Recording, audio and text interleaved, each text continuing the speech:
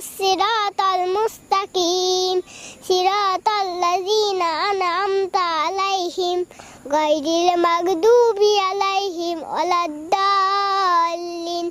আমিন। চলো এবার অর্থ শিখে নিই।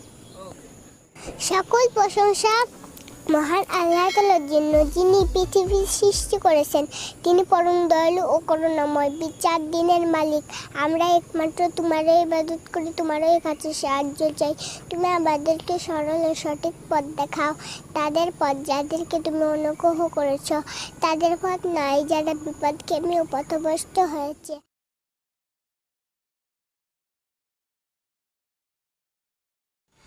সকল প্রশংসা মহান আল্লাহ তাআলার জন্য, যিনি পৃথিবীর সৃষ্টি করেছেন।